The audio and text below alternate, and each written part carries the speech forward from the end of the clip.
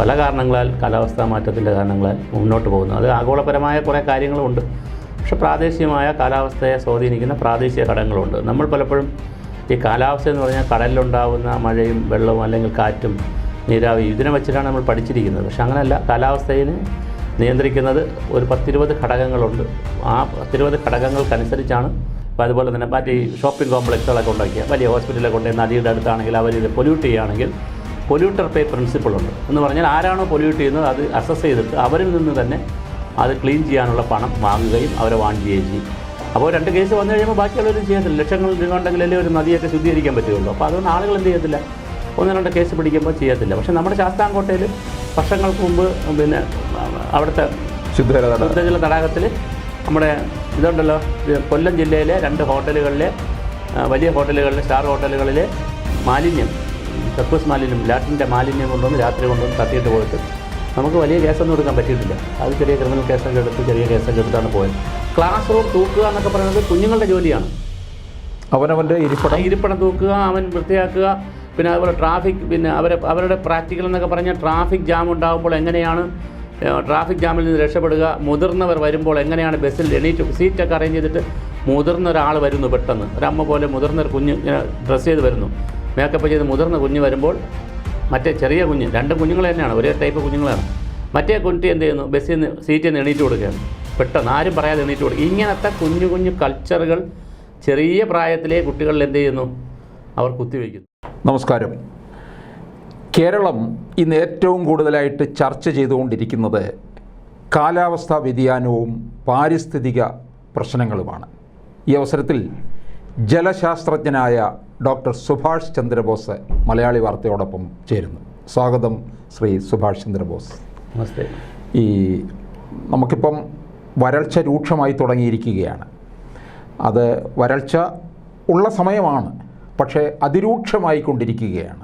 നമുക്കത് താങ്ങാൻ കഴിയുന്നതിനപ്പുറമാണ്. കാരണം ഇടയ്ക്ക് നമുക്ക് കിട്ടിയ മഴ തന്നെയും നമുക്കറിയാം, അതും താങ്ങാൻ കഴിയുന്നതിനപ്പുറമാണ്. അപ്പോൾ ഈ വരൾച്ച എന്ന് പറയുന്നത് കൂടുതൽ ഒരു വല്ലാത്ത പ്രതിസന്ധി ഉണ്ടാക്കുന്ന തരത്തിലേക്കല്ലേ പോകുന്നത്? സാധാരണയായിട്ട് നമുക്ക് ജനുവരിയിൽ ഇത്രയും വരൾച്ച വരാൻ പാടില്ലായിരുന്നു. കുറച്ചുകൂടെ അങ്ങോട്ട് പോയി ഒരു ഫെബ്രുവരി പകുതി കഴിയുമ്പോഴൊക്കെയാണ് നല്ല വരൾച്ച വന്നു തുടങ്ങിയത്. പക്ഷേ ഇപ്രാവശ്യം ഡിസംബർ അവസാനം തന്നെ, അതായത് മഴ മാറിയപ്പോൾ തൊട്ട് തന്നെ വീണ്ടും വരൾച്ച വന്നില്ലെങ്കിലും ചെറിയ ചെറിയ ജലക്ഷാമം തുടങ്ങി ഇപ്പോൾ അത് വരൾച്ചയിലേക്ക് കയറിയിട്ടുണ്ട്. ഇപ്പം നദികൾ പലതും വറ്റി തുടങ്ങി. പാവനൂർ നദി നന്നായി വറ്റുന്നു. അങ്ങനെ ഒരുപാട് നദികൾ നറ്റി തുടങ്ങി. കിണറുകൾ ചെറുതായിട്ട് ഇതങ്ങനെ നല്ല ലക്ഷണമല്ല. കാരണം നല്ല വരൾച്ചയിലേക്ക് പോകാനുള്ള സാധ്യതയാണ് ഇപ്പോൾ നമ്മുടെ മുന്നിൽ കാണുന്നത്. പിന്നെ ഇടയ്ക്കിടയ്ക്ക് മഴ വരുന്നുമില്ല. പ്രശ്നമെന്ന് പറഞ്ഞാൽ അങ്ങനെ വന്നാൽ തന്നെ വളരെ ചെറിയ മഴ വളരെ ചെറിയ സ്ഥലത്ത് കുറഞ്ഞ സമയം കൊണ്ട് വന്നു പോകുന്നതല്ലാതെ പഴയ ഒരു 10-20 വർഷം മുമ്പുള്ള കേരളത്തിൽ നിന്ന് വളരെ വ്യത്യസ്തമായ ഒരു കേരളമാണിപ്പോൾ. പല കാരണങ്ങളാൽ കാലാവസ്ഥാ മാറ്റത്തിൻ്റെ കാരണങ്ങളാൽ മുന്നോട്ട് പോകുന്നു. അത് ആഗോളപരമായ കുറേ കാര്യങ്ങളുമുണ്ട്. പക്ഷേ പ്രാദേശികമായ കാലാവസ്ഥയെ സ്വാധീനിക്കുന്ന പ്രാദേശിക ഘടകങ്ങളുണ്ട്. നമ്മൾ പലപ്പോഴും ഈ കാലാവസ്ഥ എന്ന് പറഞ്ഞാൽ കടലിലുണ്ടാകുന്ന മഴയും വെള്ളവും അല്ലെങ്കിൽ കാറ്റും നീരാവി ഇതിനെ വെച്ചിട്ടാണ് നമ്മൾ പഠിച്ചിരിക്കുന്നത്. പക്ഷെ അങ്ങനെയല്ല. കാലാവസ്ഥയെ നിയന്ത്രിക്കുന്നത് ഒരു 10-20 ഘടകങ്ങളുണ്ട്. ആ 10-20 ഘടകങ്ങൾക്കനുസരിച്ചാണ് ഓരോ സ്ഥലത്തെയും കാലാവസ്ഥ രൂപപ്പെടുന്നതും അതിൻ്റെ വിതരണം നടക്കുന്നതും. അപ്പോൾ സ്ഥലം അനുസരിച്ചുള്ള വിതരണമുണ്ട്, പിന്നെ സമയത്തിൻ്റെ വിതരണമുണ്ട്. അപ്പോൾ സ്ഥലകാല വ്യത്യാസം ഇപ്പോൾ വളരെയധികം വരുന്നു എന്നുള്ളതാണ് നമ്മുടെ മുന്നിലുള്ളൊരു പ്രശ്നം.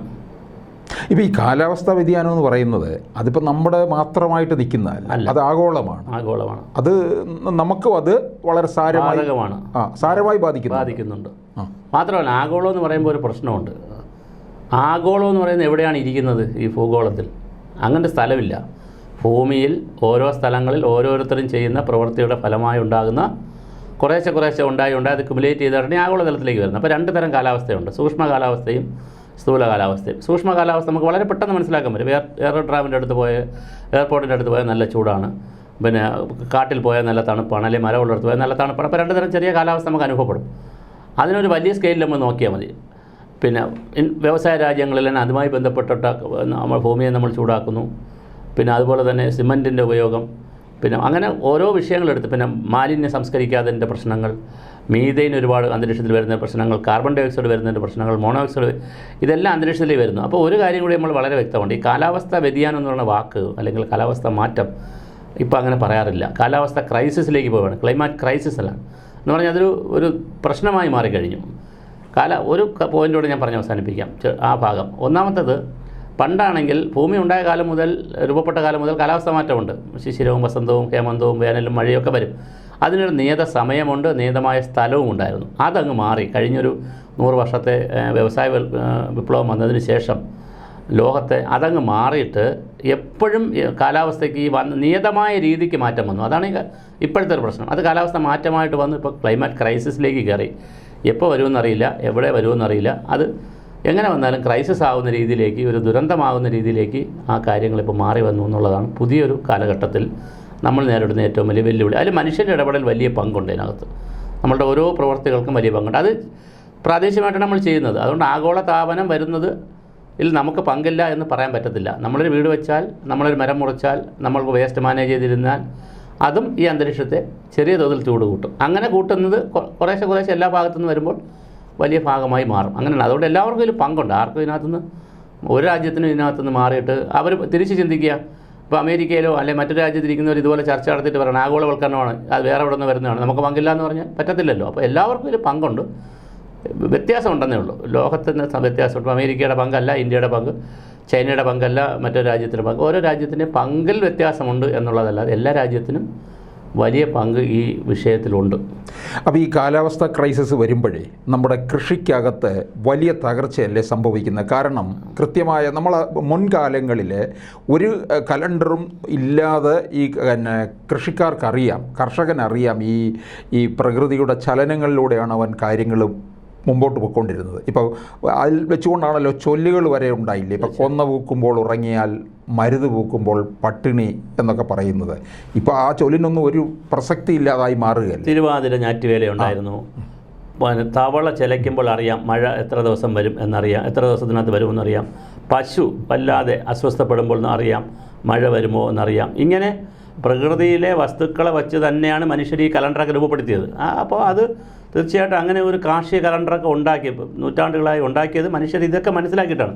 പക്ഷെ അതെല്ലാം ഇപ്പോൾ തകിടം മറിയാണ്. ഇപ്പോൾ നമുക്ക് കണിക്കൊന്നയുടെ കാലം മാറുന്നു, പിന്നെ തവള ഇല്ലാതാകുന്നു, പക്ഷിമൃഗാദികൾക്ക് ഇല്ലാതാകുന്നു, മത്സ്യം, നമ്മുടെ മത്സ്യസമ്പത്തിൽ തന്നെ ചാള, മത്തി എന്ന് പറയുന്ന വസ്തു ഇല്ലാതാവുന്നു, അത് നശിക്കുന്നു. അങ്ങനെ പ്രകൃതിയിൽ ഇപ്പോൾ ഇന്ന് ഞാൻ ഒരു പ്രധാന പത്രത്തിൽ വന്നിരിക്കുന്ന വാർത്തയാണ്, കാട്ടുപന്നി വളരെ വ്യാപകമായി കേരളത്തിൽ വലിയ കൃഷിനാശം ഉണ്ടാക്കുന്നു. അപ്പോൾ കൃഷി ചെയ്യാൻ ആവശ്യമായ വെള്ളമില്ല, കാർഷിക രീതികൾ മാറുന്നു, പിന്നെ പൂക്കാലം മാറുന്നു. പണ്ട് ഒരു 10, 20, 30 ടൈപ്പ് മാവ് ഉണ്ടായിരുന്നു കേരളത്തിൽ. ഇപ്പോൾ അത്തരത്തിൽ മാവുകളില്ല, പൂക്കുന്നില്ല. അപ്പോൾ വലിയ കൃഷിക്ക് തീർച്ചയായും പറഞ്ഞ കണക്ക് നമ്മൾ ചെയ്യുന്ന കൃഷിക്കും സ്വാഭാവികമായിട്ട് ഇവിടെ ഉണ്ടായിരുന്ന ചെടി സസ്യവർഗത്തിനുമൊക്കെ വലിയ മാറ്റം പ്രകൃതിയിൽ വന്നുകൊണ്ടിരിക്കുകയാണ്. തീർച്ചയായും അത് കാലാവസ്ഥ മാറ്റത്തിൻ്റെ ഒരു വലിയ പതിപ്പ് തന്നെയാണ്, അല്ലെങ്കിൽ വലിയൊരു പ്രശ്നം തന്നെയാണ് നമ്മുടെ മുന്നിലുള്ളത്.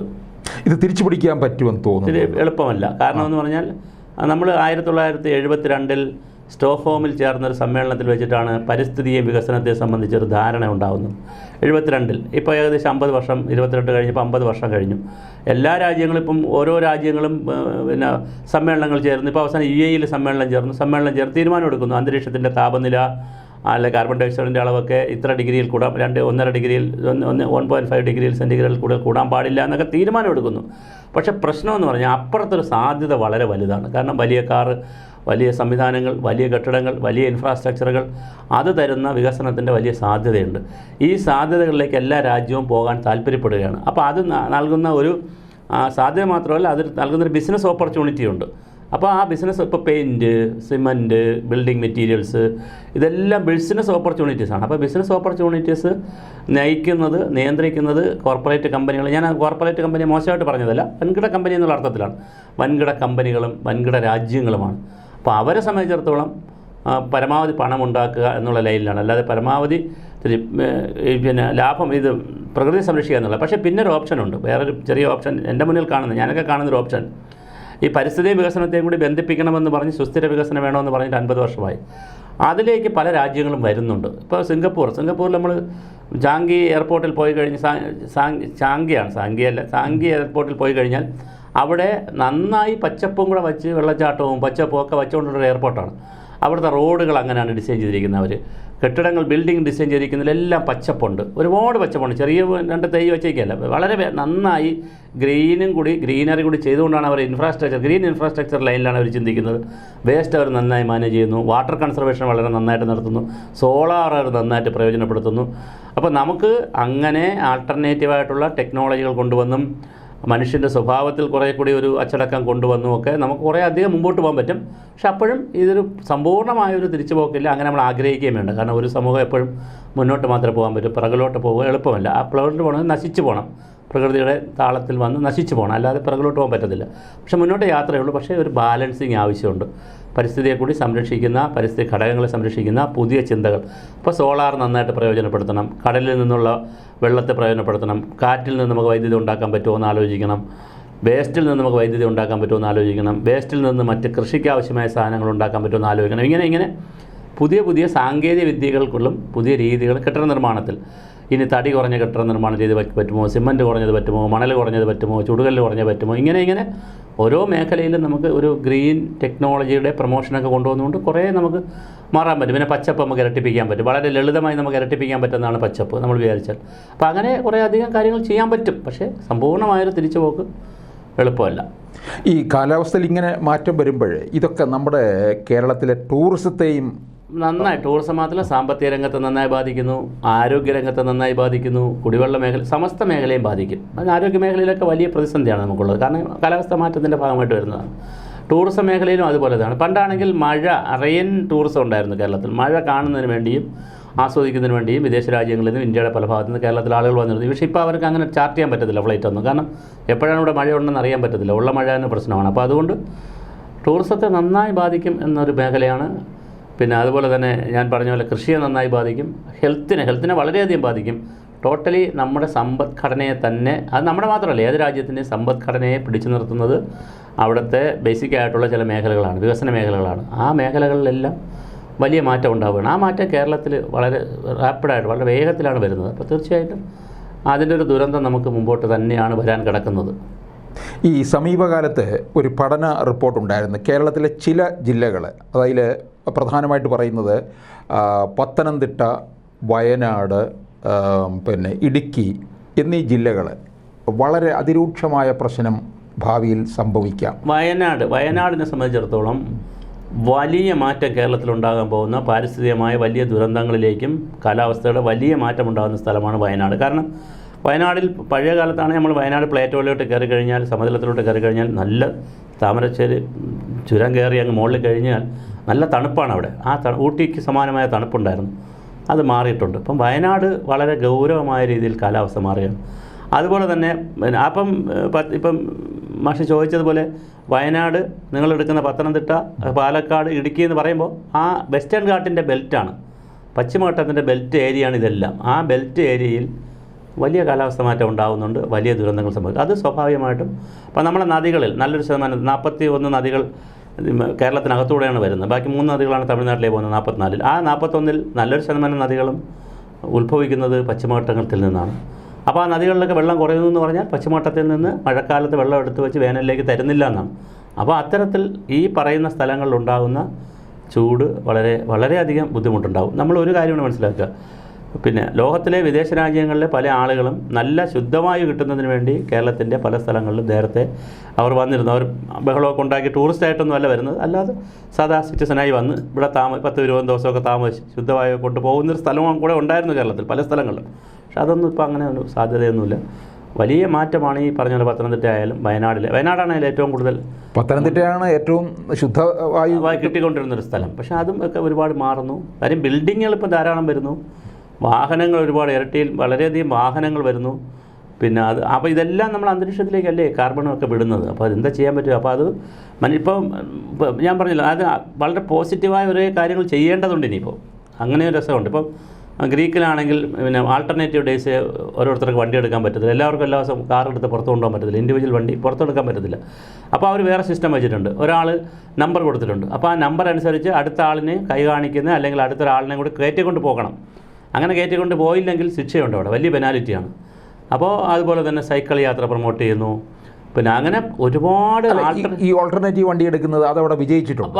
ഇപ്പോഴും അങ്ങനെയാണല്ലോ. അല്ലെങ്കിൽ എല്ലാവർക്കും അറിയാം, നമ്മളെ വണ്ടിയിൽ കൂടി മറ്റൊരാളിന് സീറ്റ് ഉണ്ടെങ്കിൽ മറ്റൊരാളെ കൂടെ കയറ്റിക്കൊണ്ട് പോയേ പറ്റൂ. അല്ലെങ്കിൽ അവർ കംപ്ലയിൻറ്റ് ചെയ്താൽ നമുക്ക് ലൈസൻസ് റദ്ദ് ചെയ്യുക, ഫൈൻ അടിക്കുക, വലിയ പ്രശ്നം. അപ്പോൾ അതൊരു കൾച്ചറായി. പതുക്കെ കുറേശ്ശെ ചെയ്ത് വരുമ്പോൾ ഇപ്പോൾ ഹെൽമെറ്റ് നമ്മൾ കേരളത്തിൻ്റെ ഉദാഹരണം പറയാം. ഹെൽമെറ്റ് ആദ്യം ആരും വയ്ക്കുന്നതിന് വേണ്ടി വലിയ പ്രശ്നമായിരുന്നു. നമ്മൾ വലിയ സമരം നടന്നു, ഹൈക്കോടതിയിൽ 2 കേസ് നടന്നു, സുപ്രീം കോടതി വരെ പോയി. വലിയ പ്രതിസന്ധിയായിരുന്നു കേരളത്തിലെ ആളുകൾ ഹെൽമെറ്റ് വയ്ക്കാൻ. പക്ഷേ ഇപ്പോൾ എല്ലാവരും ഹെൽമെറ്റ് വയ്ക്കുകയാണ്. അച്ഛനും അമ്മയും മക്കളും എത്ര പേരൊരു ബൈക്കിൽ പോവോ, 2-3 പേര്, ചില കൊച്ചുകുട്ടികളാണെങ്കിൽ 4 പേരൊക്കെ പോകുമല്ലോ, 2 കുഞ്ഞുങ്ങളും അച്ഛനും അമ്മയും പോകും. 4 പേരും ഹെൽമെറ്റ് വയ്ക്കുന്ന രീതിയിലേക്ക് നമ്മൾ ആ കാര്യത്തെ മാറ്റിയെടുത്തു. അപ്പോൾ കുറച്ചൊരു നിയമം കർശനമാവുകയും പിന്നെ അതുപോലെ ഇപ്പോൾ ക്യാമറയൊക്കെ വന്ന് നമ്മൾ കുറേ കൂടി ആക്സിഡൻ്റൊക്കെ കുറയുകയും കുറച്ചുകൂടി വന്നിട്ടുണ്ടല്ലോ. അപ്പോൾ അതുകൊണ്ട് കുറേ കൂടി ആ ഭാഗത്ത് ഒരു എൻവയോൺമെൻറ്റൽ പോലീസിംഗ് ഒന്നുമല്ല, ഒരു എൻവയോൺമെൻറ്റൽ പ്രൊട്ടക്ഷന് വേണ്ടിയുള്ള നിയമങ്ങളുണ്ട്. പിന്നെ പല രാജ്യങ്ങളിലും വേറെ ചില നിയമങ്ങളുണ്ട്. നദികളൊക്കെ ആരെങ്കിലും പൊല്യൂട്ട് ചെയ്താൽ, ഏതെങ്കിലും വ്യവസായ സ്ഥാപനമോ അല്ലെങ്കിൽ ഏതെങ്കിലും പിന്നെ ടൂറിസ്റ്റ് വ്യക്തികളോ, അപ്പോൾ അതുപോലെ തന്നെ മറ്റേ ഷോപ്പിംഗ് കോംപ്ലക്സുകളൊക്കെ ഉണ്ടാക്കിയ വലിയ ഹോസ്പിറ്റലൊക്കെ കൊണ്ട് നദിയുടെ അടുത്താണെങ്കിൽ അവരിത് പൊല്യൂട്ട് ചെയ്യുകയാണെങ്കിൽ പൊല്യൂട്ടർ പേ പ്രിൻസിപ്പിളുണ്ട്. എന്ന് പറഞ്ഞാൽ ആരാണോ പൊല്യൂട്ട് ചെയ്യുന്നത് അത് അസസ് ചെയ്തിട്ട് അവരിൽ നിന്ന് തന്നെ അത് ക്ലീൻ ചെയ്യാനുള്ള പണം വാങ്ങുകയും അവരെ വാൺ ചെയ്യുകയും ചെയ്യും.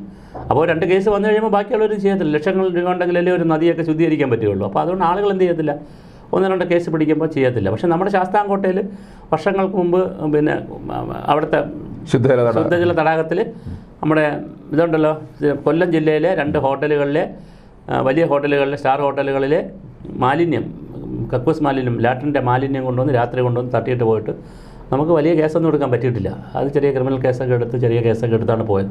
അവർ രക്ഷപ്പെടുകയും ചെയ്തു. അപ്പോൾ അങ്ങനത്തെ വലിയ നിയമങ്ങളും കൂടി നമുക്ക് കൊണ്ടുവരേണ്ടത്. നമ്മുടെ നദികളൊക്കെ പൊല്യൂട്ട് ചെയ്യാതിരിക്കുക, പൊല്യൂട്ടർ പേ പ്രിൻസിപ്പിൾ കൊണ്ടുവരണം. ഞാനീ പറഞ്ഞ പോലെ ആൾട്ടർനേറ്റീവ് ഡേയ്സിനെ കൊണ്ടുവരണം. പിന്നെ അതുപോലെ പെൺകുട്ടികൾക്ക് അത് പല രൂപത്തിൽ ഇത് ക്ലബ് ചെയ്യുന്നതാണ്. പെൺകുട്ടികൾക്കൊക്കെ സൈക്കിൾ കൊടുക്കണമെന്നൊക്കെയാണ് എൻ്റെ അഭിപ്രായം, സ്കൂളിലൊക്കെ പഠിക്കുമ്പോൾ. അപ്പോൾ അതൊരു കൾച്ചറായി വരും. വളർന്നു വരുമ്പോഴേ ഒരു സൈക്കിൾ ഉപയോഗിക്കുന്ന കൾച്ചറിലേക്ക് വരും. ആൺകുട്ടികൾക്ക് സൈക്കിൾ കൊടുക്കാം, പെൺകുട്ടികൾക്ക് കൊടുത്താൽ ഒരു സ്ത്രീ ശാക്തീകരണവും നടക്കും. അവർക്കൊരു ആത്മബലം ഉണ്ടാവുക, അവർക്ക് സമൂഹത്തിൽ ഒരു ചെറിയ പ്രായത്തിൽ അവർക്ക് സൈക്കിളൊക്കെ കൊടുത്തു കഴിഞ്ഞാൽ, 8ാം ക്ലാസ്സിൽ പഠിക്കുന്ന കുഞ്ഞുങ്ങൾക്ക് സൈക്കിളൊക്കെ കൊടുത്താൽ അവർക്ക് കുറച്ചുകൂടി അവരുടെ കപ്പാസിറ്റിയും അവരുടെ എംപവർമെൻറ്റും നടക്കും, പരിസ്ഥിതിയെ നമുക്ക് സംരക്ഷിക്കും. ഇങ്ങനെ പല ആൾട്ടർനേറ്റീവായിട്ടുള്ള പല പരിപാടികൾ ലോകത്താകെ നടക്കുന്നുണ്ട്. നമ്മൾ അതിലേക്കൊക്കെ മാറി ചിന്തിക്കേണ്ട ഒരു കാലത്തിലേക്കാണ് പോകുന്നത്. അതുപോലെ തന്നെ പിന്നെ നമ്മുടെ സോളാറിൽ നിന്നുള്ള കാറുകൾ, നമ്മുടെ ഈ ഇലക്ട്രിക്കൽ കാറുകൾ, ഇപ്പോഴത്തെ ഇലക്ട്രിക്കൽ കാറിന് ഒരു പ്രശ്നമുണ്ട്. കാരണം ഇപ്പോഴത്തെ നമ്മുടെ കേരളത്തിലെ വൈദ്യുതിയിൽ 70% വരുന്നത് മറ്റ് സംസ്ഥാനങ്ങളിൽ നിന്നാണ്. അതെല്ലാം തെർമലാണ്. തെർമലെന്ന് പറഞ്ഞാൽ വീണ്ടും കൽക്കരി കത്തിച്ചിട്ടാണ് എടുക്കുന്നത്. അത് വീണ്ടും അന്തരീക്ഷത്തിനെ പൊല്യൂട്ട് ചെയ്യത്തേ ഉള്ളൂ. അതേസമയം സോളാറിൽ നിന്നുള്ള എന്തുകൊണ്ട് പറഞ്ഞാൽ നമ്മൾ ഇലക്ട്രിസിറ്റി ഉൽപ്പാദിപ്പിച്ച് അതിനുള്ള കാറും വെഹിക്കിളും ഒക്കെ നമ്മൾ പ്രൊമോട്ട് ചെയ്യണം. അതിനൊക്കെ വലിയ കാരണം ലോകത്തിൽ സൂര്യൻ്റെ അടുത്ത് കിടക്കുന്ന 8 ഡിഗ്രി അക്ഷാംശത്തിൽ കിടക്കുന്ന സ്ഥലമാണ് കേരളം, ഇന്ത്യയും കേരളമൊക്കെ. അപ്പം വലിയ സൂര്യപ്രകാശമാണ് ഇവിടെ കിട്ടുന്നത്. മുഴുവൻ ഉപയോഗിക്കുന്നില്ല, ഒന്നും ഉപയോഗിക്കുന്നില്ല. അത് കടലിവിടെ അടുത്ത് കിടക്കുന്നത് കൊണ്ട്, മല കിടക്കുന്നത് കൊണ്ടാണ് നമ്മൾ മരുഭൂമിയായി പോകാത്തത്. അല്ലെങ്കിൽ ഇത് ഒരു ഡെസേർട്ടായി പോകണമായിരുന്നു കേരളം.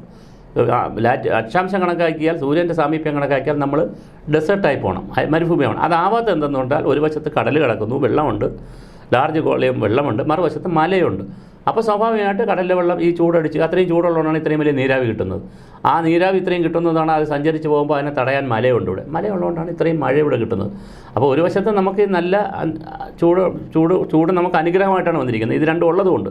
പക്ഷേ ഇതിൻ്റെ ഒരു സാധ്യതയൊന്നും നമ്മൾ എന്ത് ചെയ്യുന്നില്ല. നമ്മൾ അങ്ങനെ ഒരു എൻവയോൺമെൻറ്റൽ സാധ്യത പരിശോധിക്കുന്ന ഒരു വികസന സങ്കല്പം നമുക്കില്ല, അല്ലെങ്കിൽ വികസന കാഴ്ചപ്പാടില്ല, വികസന പദ്ധതികളും നമ്മളില്ല. നമ്മൾ വീട് വെച്ച് കഴിഞ്ഞാൽ മൊത്തം ടൈൽസ് ഇടുന്നതിനെക്കുറിച്ചാണ് ചിന്തിക്കുന്നത് ചുറ്റും. ഒരിക്കലും ഒരു ഗ്രൗണ്ട് വാട്ടർ റീചാർജ് മെഷർ ചെയ്യുന്നതിനെക്കുറിച്ച് നമുക്ക് ആലോചനയില്ല. റോഡ് പണിതാൽ നമ്മൾ സൈഡിൽ ഓടയുണ്ടാക്കി മുഴുവൻ വെള്ളവും കടലിലേക്കോ തോട്ടിലേക്കോ കളയുന്നതാണ്. അല്ലാതെ അത് ഗ്രൗണ്ടിലേക്ക് ഇറക്കുന്നതിനെക്കുറിച്ച് നമുക്ക് യാതൊരു ചിന്തയില്ല. വെള്ളം ഗ്രൗണ്ടിൽ ഇറക്കാൻ പറ്റുന്ന സംവിധാനം ഉണ്ടല്ലോ, പക്ഷേ റോഡ് പണിയിൽ അതില്ല, PWD മാനുവൽ അതില്ല, വീട് വയ്ക്കുമ്പോൾ അങ്ങനെയില്ല. പല രാജ്യങ്ങളിലും ഇപ്പോൾ സ്വിറ്റ്സർലൻഡിൽ വീട് വെക്കണമെങ്കിൽ, ഞാൻ പോയി കണ്ടിട്ടുള്ളതല്ല, പറഞ്ഞു കേട്ടുള്ളത്, വീട് വെക്കണമെങ്കിൽ കൃത്യമായി അടുത്തിരിക്കുന്ന വീട്ടിന് ഹൈറ്റുള്ള വീടാണെങ്കിൽ ആ വീടിന് വായു സഞ്ചാരം തടസ്സപ്പെടുത്താത്ത രീതിയിൽ വേണം എൻ്റെ വീട് വയ്ക്കാൻ പറ്റുള്ളൂ. അപ്പോൾ ആദ്യം വെച്ച വീടുകാരനെ വളരെ ഹൈറ്റിൽ വീട് വയ്ക്കാൻ പറ്റുള്ളൂ. രണ്ടാമത്തെ വീടുകാരന് അത്രയും ഹൈറ്റിൽ വീട് വയ്ക്കാൻ പറ്റില്ല. കാരണം ആദ്യം വെച്ചവന് വലിയ ഹൈറ്റ് വയ്ക്കാൻ പറ്റില്ല, പർട്ടിക്കുലർ ഹൈറ്റിൽ അയാൾക്ക് വീട് വയ്ക്കാൻ പറ്റുള്ളൂ. രണ്ടാമത്തെ ആളിന് എത്രയും വയ്ക്കാൻ പറ്റുള്ളൂ, അയാളുടെ വീടിൻ്റെ കുറച്ചുകൂടെ ഹൈറ്റ് കുറച്ചേ വയ്ക്കാൻ പറ്റുള്ളൂ. കാരണം ഈ എയർ എന്ത് ചെയ്യണം, അദ്ദേഹത്തിൻ്റെ വീട് വഴിയും കൂടിയൊക്കെ പോകണം, സഞ്ചരിക്കണം. അപ്പോൾ നമ്മളിവിടെ അങ്ങനെയല്ല, നമുക്ക് ഇഷ്ടമുള്ള പൊക്കത്തിൽ വീട് വയ്ക്കാം, ഇഷ്ടമുള്ള ആഴത്തിൽ വയ്ക്കാം, ഇഷ്ടമുള്ളതിലേക്ക് ചെയ്യാം. അപ്പോൾ അതുകൊണ്ട് പണം ഉണ്ടെങ്കിൽ നമുക്ക് ഇഷ്ടമുള്ളതിൽ ചെയ്യാം. അങ്ങനെയല്ല. പിന്നെ മറ്റു പല രാജ്യങ്ങളിലും പിന്നെ waste management solar, rain water harvesting, ഈ 3 കമ്പോണൻറ്റ് ഉണ്ട്. പിന്നെ ഈ 3 കമ്പോണൻറ്റ് ഉണ്ടെങ്കിൽ മാത്രമേ നമ്പർ ഇട്ട് കൊടുക്കുകയുള്ളൂ. അല്ലെങ്കിൽ നമ്പർ കൊടുക്കത്തില്ല, ലൈസൻസ് കൊടുക്കത്തില്ല വീടിന്. ഈ നമ്പർ ഇടില്ല, ടാക്സ് കൊടുക്കത്തില്ല. എല്ലാ വർഷവും ഇതിൻ്റെ സ്റ്റേറ്റ്മെൻറ്റ് കൊടുക്കണം. ഈ കാര്യങ്ങൾ അവിടെ വീട്ടിലുണ്ടെന്നുള്ളതിൻ്റെ ഫോട്ടോയും സ്റ്റേറ്റ്മെൻറ്റും കൊടുത്താലേ ചെയ്യത്തുള്ളൂ. അപ്പോൾ അങ്ങനെ പ്രകൃതിയേക്ക് വന്നു പോയ പരുക്കിനെ പരിഹരിക്കുന്നതിന് വേണ്ടി മനുഷ്യസാധ്യമായി ചെയ്യാവുന്ന കാര്യങ്ങളെ നിയമം കൊണ്ടും ബോധവൽക്കരണം കൊണ്ടും പിന്നെ സിലബസിൽ ഉൾപ്പെടുത്തിയും കുട്ടികളെ ബോധവൽക്കരിച്ചുമൊക്കെ വളരെ മനോഹരമായിട്ട് ലോകം കൊണ്ടുപോകുന്നുണ്ട്. മറ്റൊരു രാജ്യം പെട്ടെന്ന് ഞാൻ ഓർക്കുന്നില്ല, മറ്റൊരു രാജ്യത്ത് കുഞ്ഞുങ്ങൾ രാവിലെ സ്കൂളിൽ വന്നാൽ, കുറച്ച് മുതിർന്ന കുട്ടികളുണ്ട്, 8ാം ക്ലാസ് മുതലൊക്കെയാണ് ഈ പരീക്ഷണങ്ങൾ. 8ാം ക്ലാസ്സിലെ കുട്ടികൾ വന്നാൽ സ്കൂളിൻ്റെ 1 കിലോമീറ്റർ മുമ്പേ കുട്ടികൾ ഇറങ്ങണം. ബസ്സിൽ നിന്ന് വരുന്ന ബസ്സിൽ നിന്ന്, സ്കൂൾ ബസ്സിൽ നിന്ന് ഇറങ്ങിയിട്ട് പിന്നെ കുട്ടികൾ നടന്നാണ് സ്കൂളിൽ പോകേണ്ടത്. 1/2 കിലോമീറ്റർ 1 കിലോ. ആ പോകുമ്പോൾ കുഞ്ഞുങ്ങൾ ആ പാത്തെല്ലാം ക്ലീൻ ചെയ്തുകൊണ്ട് വേണം പോകാൻ. എല്ലാം ക്ലീൻ ചെയ്യണം. അപ്പോൾ അതിനുള്ള സംവിധാനമൊക്കെ സ്കൂൾ അറേഞ്ച് ചെയ്തിട്ടുണ്ട്. ആ ക്ലീൻ ചെയ്യുന്നതിന് അവർക്ക് എന്തുണ്ട്? മാർക്കുണ്ട്. അവരെ പരീക്ഷയുടെ ഭാഗമാണ്. ഇവിടുത്തെ പ്രാക്ടിക്കൽ എന്താണ്? ഇത് പ്രാക്ടിക്കലെല്ലാം ക്ലാസ്സിൽ തന്നെയല്ലേ നമ്മൾ ചെയ്യുന്നത്. അതെ, നമ്മൾ അതേസമയം ആ കുട്ടികൾ തൂത്ത് വൃത്തിയാക്കിയാൽ മാത്രമേ കുട്ടികൾക്ക് എന്ത് കൊടുക്കുകയുള്ളൂ? മാർക്ക് കൊടുക്കുകയുള്ളൂ. അതുപോലെ ചൈനയിൽ ഞാൻ ഒരിക്കലും ഒരു വീഡിയോ കണ്ടത്, ജപ്പാനിലും കണ്ടായിരുന്നു, ജപ്പാൻ്റെ വീഡിയോ കണ്ടായിരുന്നു. ക്ലാസ് റൂം തൂക്കുക എന്നൊക്കെ പറയുന്നത് കുഞ്ഞുങ്ങളുടെ ജോലിയാണ്. അവനവൻ്റെ ഇരിപ്പിടം തൂക്കുക, അവൻ വൃത്തിയാക്കുക. പിന്നെ അതുപോലെ ട്രാഫിക്, പിന്നെ അവരുടെ പ്രാക്ടിക്കൽ എന്നൊക്കെ പറഞ്ഞാൽ ട്രാഫിക് ജാം ഉണ്ടാകുമ്പോൾ എങ്ങനെയാണ് ട്രാഫിക് ജാമിൽ നിന്ന് രക്ഷപ്പെടുക, മുതിർന്നവർ വരുമ്പോൾ എങ്ങനെയാണ് ബസ്സിൽ എണീറ്റ് സീറ്റൊക്കെ അറേഞ്ച് ചെയ്തിട്ട് മുതിർന്ന ഒരാൾ വരുന്നു, പെട്ടെന്ന് ഒരമ്മ പോലെ മുതിർന്നൊരു കുഞ്ഞ് ഇങ്ങനെ ഡ്രസ്സ് ചെയ്ത് വരുന്നു, മേക്കപ്പ് ചെയ്ത് മുതിർന്ന കുഞ്ഞ് വരുമ്പോൾ മറ്റേ ചെറിയ കുഞ്ഞ്, 2 കുഞ്ഞുങ്ങൾ തന്നെയാണ്, ഒരേ ടൈപ്പ് കുഞ്ഞുങ്ങളാണ്.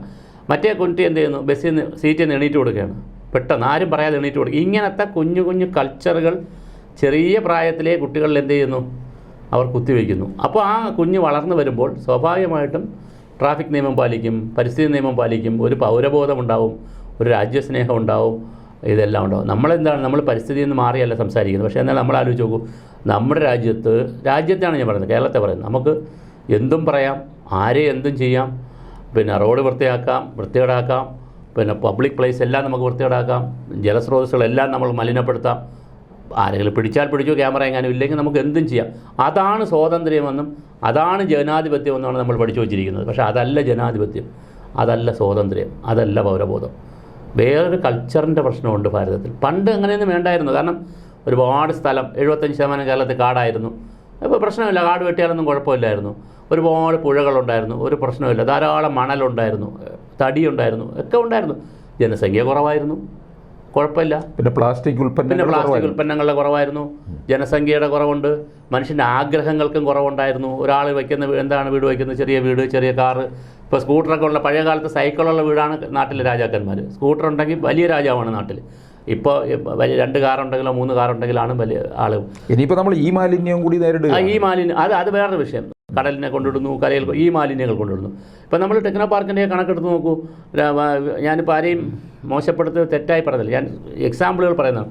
ടെക്നോ പാർക്കുള്ള സ്ഥലങ്ങളിൽ ഒരുവിധം നല്ല ശമ്പളം കിട്ടുന്ന ജോലിയിൽ ഭാര്യയും ഭർത്താവും ഉണ്ടെങ്കിൽ 2 കാറിൽ പോകുന്ന എത്രയോ കേസുകളുണ്ട്. എന്തുകൊണ്ട് ഒരു കാറിൽ പോകുന്നില്ല? അപ്പോൾ കാർ എന്ന് പറയുന്നത് ഡിഗ്നിറ്റിയുടെ ഭാഗമായിട്ട് കൂടി നമ്മൾ എടുത്തിട്ടുണ്ട്. ഒരു വാഹനം ഒരു ഡിഗ്നിറ്റിയുടെ ഭാഗം കൂടിയാണ്. അപ്പോൾ ഞാൻ എൻ്റെ ശമ്പളത്തിൽ വാങ്ങുന്ന വാഹനം, എൻ്റെ വൈഫിൻ്റെ ശമ്പളത്തിൽ വാങ്ങുന്ന വാഹനം, വൈഫിന് ഓടിച്ച് പോകണം, എനിക്ക് ഓടിച്ച് പോകണം. ചെറിയ വ്യത്യാസമൊക്കെ ആയിരിക്കും. അല്ല, ആ ഡിഗ്നിറ്റി നിൽക്കുന്നത് കൊണ്ടാണ് നമ്മൾ നേരത്തെ പറഞ്ഞല്ലോ സൈക്കിൾ ഉപയോഗിക്കുന്ന ശീലം കൊണ്ടാണ്. സൈക്കിൾ ഉപയോഗിക്കുന്നുണ്ട്, അത് വെറും ഒരു രാവിലത്തെ എക്സർസൈസിന്. അല്ലെങ്കിൽ ബാക്കി ആരെങ്കിലും ഓഫീസിൽ ഇപ്പോൾ സൈക്കിളിൽ പോകണമെന്ന് പറഞ്ഞാൽ നമുക്ക് പുച്ഛമാണ്, പോകുന്നവരോട് പുച്ഛമാണ്. അതേസമയം ബ്രിട്ടനിലെ രാജാവ് പോലും, നമ്മുടെ പ്രസിഡന്റ് പോലും, പ്രധാനമന്ത്രി പോലും സൈക്കിളിൽ പോവുകയാണ് അവർ. നമ്മളിവിടെ സൈക്കിളിൽ പോകുന്ന കാര്യം പറയുമ്പോൾ അത് എല്ലാവർക്കും പുച്ഛമാണ്. സ്കൂട്ടറിൽ ഇപ്പോൾ വീട്ടിൽ കാറും സ്കൂട്ടറും ഉണ്ട്. ഇപ്പോൾ എനിക്ക് തന്നെ എൻ്റെ വ്യക്തിപരമായ ജീവിതത്തിൽ അനുഭവമുണ്ട്. എനിക്ക് സ്കൂട്ടറും ഉണ്ട്, കാറും ഉള്ള ആളാണ്. പക്ഷേ ഞാൻ ഫംഗ്ഷനുകൾക്ക് പോകുമ്പോഴോ കല്യാണങ്ങൾക്ക് പോകുമ്പോഴൊക്കെ സ്കൂട്ടറിൽ ചെന്നാൽ എന്നോട് അപ്പം ചോദിക്കാറുണ്ട്, എന്തിൽ വന്നു? ആ സ്കൂട്ടറിൽ വന്നു എന്ന് പറഞ്ഞാൽ എന്തോ ഒരു മോശം ഇയാൾ ഇപ്പോൾ മുമ്പ് ഇങ്ങനെ ഇന്ന പോസ്റ്റിലൊക്കെ ഇരുന്ന ആളല്ലേ, കാറിലല്ലേ വരാവൂ എന്ന് എന്നോട് വ്യക്തിപരമായി ചോദിച്ചിട്ടുണ്ട്.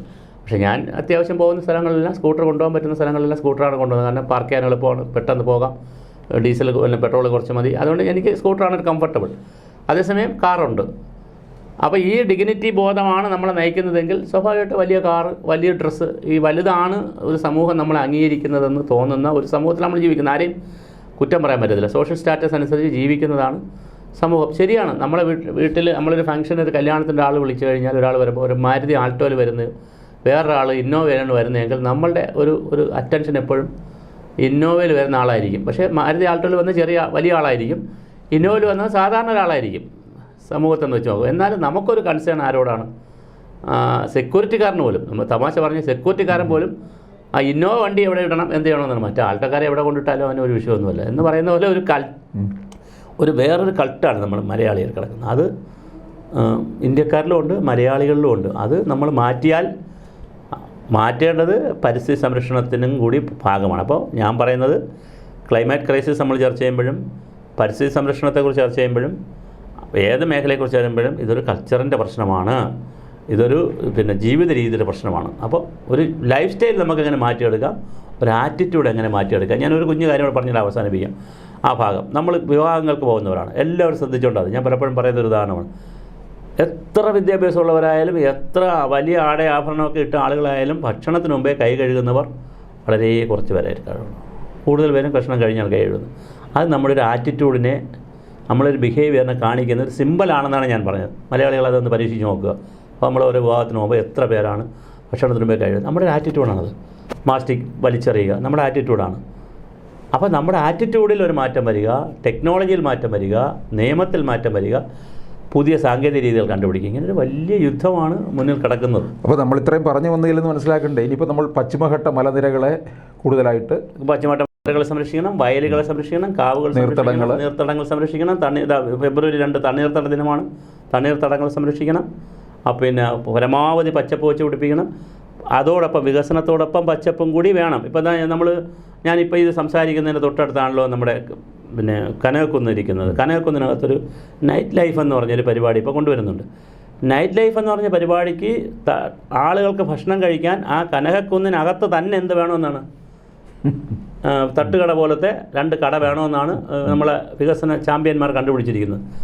അതിൻ്റെ പുറത്ത് അവിടെ പുറത്ത് ഏതെങ്കിലും വാഹനത്തിൽ വന്നെങ്ങാനും ഫുഡെങ്ങാനും കൊണ്ടുവന്നിട്ട് ഓക്കെ നൈറ്റ് ലൈഫൊക്കെ ആസ്വദിച്ചോളൂ. പക്ഷേ പുറത്ത് ഫുഡ് കഴിച്ചിട്ട് അകത്ത് നിൽക്കാൻ പറ്റുന്ന സാഹചര്യമൊക്കെ ചെയ്യാം. പക്ഷേ എന്താ ചെയ്യുന്നത്? അതിനകത്ത് തന്നെ കുറേ മരങ്ങൾ മുറിച്ച് കുറേ ഇതൊക്കെ ചെയ്തിട്ട് അതിനകത്ത് തന്നെ എന്ത് ചെയ്യുകയാണ്? ചെറിയൊരു ഹോട്ടലൊക്കെ ഈ മറ്റേ തട്ടുകട പോലെ 2 ഉണ്ടാക്കുകയാണ്. അപ്പം എന്തുകൊണ്ട് കനകക്കുന്നിൻ്റെ പച്ചപ്പിനെ കൂടി നിലനിർത്തിക്കൊണ്ട്, കനകക്കുന്നിൻ്റെ സൗന്ദര്യം കൂടെ നിലനിർത്തിക്കൊണ്ട് ഒരു ഭക്ഷണ രീതിയെക്കുറിച്ച് അല്ലെങ്കിൽ ഭക്ഷണ സംവിധാനം ഒരുക്കുന്നതിനെക്കുറിച്ച് നമ്മളെ വികസന ചാമ്പ്യന്മാർക്ക് യാതൊരു ധാരണയില്ല. ആ ധാരണയില്ലായ്മയാണ്. നമ്മളൊരു സ്ഥലത്ത് വന്നാൽ ആദ്യം ഒരു മലയുണ്ടെങ്കിൽ മല JCB കൊണ്ടുവച്ച് കട്ട് ചെയ്ത് ഫ്ലാറ്റ് ആക്കിയാലേ പിന്നെ എഞ്ചിനീയറും ആർക്കിടെക്റ്റും എന്ത് ചെയ്യത്തുള്ളൂ? പ്ലാൻ വരയ്ക്കത്തുള്ളൂ. അല്ലെങ്കിൽ ആ മലയുടെ ഭാഗം കുറച്ചവിടെ നിൽക്കട്ടെ, അതിന് പറ്റുന്ന രീതിയിൽ റൂം എങ്ങനെ പണിയാം, ഒരു മരം നിൽക്കുകയാണെങ്കിൽ അതിനെക്കൂടെ സംരക്ഷിച്ചുകൊണ്ട് എങ്ങനെ ഒരു റൂം പണിയാം എന്നുള്ളതിനെക്കുറിച്ചുള്ള ഒരു ചിന്ത നമ്മുടെ എഞ്ചിനീയറിംഗ് കമ്മ്യൂണിറ്റിക്കില്ല, ആളുകൾക്കുമില്ല. അപ്പോൾ ഉള്ളതിനെ മാറ്റി കട്ട് ചെയ്ത് പുതിയ ഫ്ലാറ്റാക്കി പുതിയ ബിൽഡിംഗ് വയ്ക്കുക എന്നുള്ളതാണ് നമ്മുടെ ഒരു കൺസെപ്റ്റ്, വികസന കൺസെപ്റ്റ്. ഞാൻ കനകക്കുന്നിൻ്റെത് വളരെ യാദൃശ്യമായി പറഞ്ഞു എന്നുള്ളതേ ഉള്ളൂ. അങ്ങനത്തെ ഒരുപാട് ഏരിയകളും വികലമായ വികസന കാഴ്ചപ്പാടുകളാണ് നമ്മൾ നടത്തുന്നത്.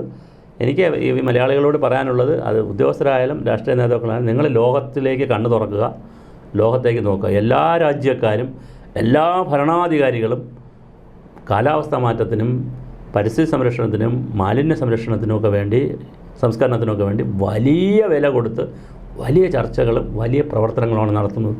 നമ്മൾ അങ്ങോട്ട് കൂടി നോക്കുക എന്നുള്ളതാണ് ഏറ്റവും കരണീയമായിട്ടുള്ളത്. എന്നാൽ നമുക്ക് ഒരുപാട് കാലത്തേക്ക് കൊണ്ടുപോകാൻ പറ്റും. അപ്പോൾ എന്തായാലും ഈ പറഞ്ഞ കാര്യങ്ങളൊക്കെ ആർക്കെങ്കിലുമൊക്കെ ഒരുപക്ഷെ അവബോധം, തീർച്ചയായിട്ടും സമൂഹത്തിൽ ഒരുപാട് അവബോധം ഉണ്ടാവും. നമ്മൾ ജല സംരക്ഷണത്തിൽ ഒരുപാട് കാര്യങ്ങൾ മുന്നോട്ട് പോയിട്ടുണ്ട്. വേസ്റ്റ് മാനേജ്മെൻറ്റിൽ നമ്മൾ ഒരുപാട് കാര്യങ്ങൾ നമ്മൾ മുന്നോട്ട് പോയിട്ടുണ്ട്. പക്ഷേ ഇനിയും നമുക്കൊരു എന്താ പറയുക, ഒരു ഗ്രീൻ ലിറ്ററസി, ഒരു ക്ലൈമാറ്റ് ലിറ്ററസി, ഒരു വാട്ടർ ലിറ്ററസി, ഒരു വേസ്റ്റ് മാനേജ്മെൻറ്റ് ലിറ്ററസി ഒക്കെ നമുക്ക് വരേണ്ട കാലമായി. സമ്പൂർണ്ണ സാക്ഷരരാണ്. ഇതിൻ്റെ ഒരു സാക്ഷരതകൾ കൂടി വരേണ്ട ഒരു റെയിൻ ലിറ്ററസി. കാരണം എപ്പോൾ മഴ വരും, ഏതളവിൽ വരും, എവിടെ വരും, എങ്ങനെ സംരക്ഷിക്കും, ഡ്രോട്ടിനെ സംബന്ധിച്ചിട്ടുള്ള ലിറ്ററസി, ഫ്ലഡിനെ സംബന്ധിക്കുന്ന, ഫ്ലഡ് വരുമ്പോൾ എന്ത് ചെയ്യണം, ചുമ്മാ ഫ്ലഡ് പ്രളയം എന്ന് പറഞ്ഞൊരു കാര്യമില്ല. അത് പറഞ്ഞപ്പോൾ ഒരു കാര്യം കൂടെ, കഴിഞ്ഞ ദിവസം ഞാൻ 2018-19 കാലഘട്ടത്തിൽ വന്ന പ്രളയ സമയത്ത് ചാനലുകളിൽ പോകുന്ന ആളായിരുന്നു.